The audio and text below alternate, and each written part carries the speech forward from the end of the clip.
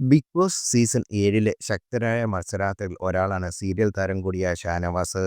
തുടക്കം മുതൽ തന്നെ പല തർക്കങ്ങളുടെയും നിലപാടുകളുടെയും പേരിൽ ഷാനവാസിന്റെ ഗെയിം ചർച്ചയായിരുന്നു.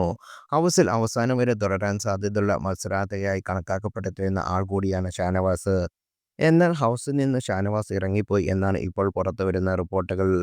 ഒരു മൂൺലൈറ്റ് മീഡിയ ബിഗ് ബോസ് അനലിസ്റ്റുകളായ അൻസിഫാണ് ഈ സംബന്ധിച്ച വീഡിയോ പങ്കുവച്ചിരിക്കുന്നത്. എല്ലാവരെയും ഞെട്ടിച്ചുകൊണ്ട് ഷാനവാസ് ഹൗസിൽ നിന്ന് ഇറങ്ങിപ്പോയി എന്നാണ് അൻസിഫ് പറയുന്നത്.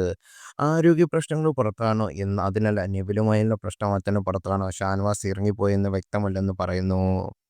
കഴിഞ്ഞ ദിവസം നെവിനെതിരെ ഷാനവാസ് ഉയർത്തിയ ആരോപണം ഹൗസിനകത്തും പുറത്തും ഒരുപോലെ ചർച്ചയായിരുന്നു. നെവിനിൽ നിന്ന് തനിക്ക് മോശം അനുഭവം ഉണ്ടായിട്ടുണ്ടെന്നാണ് ഷാനവാസ് ആരോപിച്ചത്. ഇരുവരും തമ്മിലുണ്ടായ ഒരു തർക്കത്തിന് പിന്നാലെ നോമിനേഷനിടയിലാണ് ഷാനവാസ് ഇത്തരമൊരു ആരോപണം നടത്തിയത്. ഈ വിഷയത്തെ കൂടുതൽ പ്രശ്നമായാണ് ഷാനവാസ് ഇറങ്ങിപ്പോയെന്ന സംശയവും പങ്കുവെക്കുന്നു. അതേസമയം വൈകാതെ തന്നെ ഷാനവാസ് ഹൗസിലേക്ക് തിരിച്ചെത്തിയതായും അൻസിഫ് പറഞ്ഞു. എന്താണ് യഥാർത്ഥത്തിൽ സംഭവിച്ചതെന്ന് അറിയണമെങ്കിൽ ലൈവിലേക്ക് കാത്തിരിക്കേണ്ടി വരുമെന്നാണ് അൻസിഫ് പറയുന്നത്. വിവാദമായി എന്തെങ്കിലും സംഭവിച്ചില്ലെങ്കിൽ ഒരുപക്ഷേ ആ ഭാഗങ്ങൾ ലൈവിൽ നിന്ന് ബിഗ് ബോസ് മാറ്റിയേക്കാമെന്ന സാധ്യതയും അൻസിഫ് പറയുന്നു. അതേസമയം നിവിനെതിരായ ആരോപണത്തിൽ ഷാനവാസിനെ അനുകൂലിച്ചും പ്രതികൂലിച്ചും അംഗങ്ങൾ നിൽക്കുന്നുണ്ട്. തർക്കത്തിന്റെ പുറത്ത് ഇത്രയും നീചമായ രീതിയിൽ നെവിനെതിരെ ആരോപണം ഉയർത്തിയ താൻ നോമിനേറ്റ് ചെയ്യുന്ന ഷാനവാസിനെയാണെന്ന് അഭിലാഷ് തുറന്നടിച്ചു.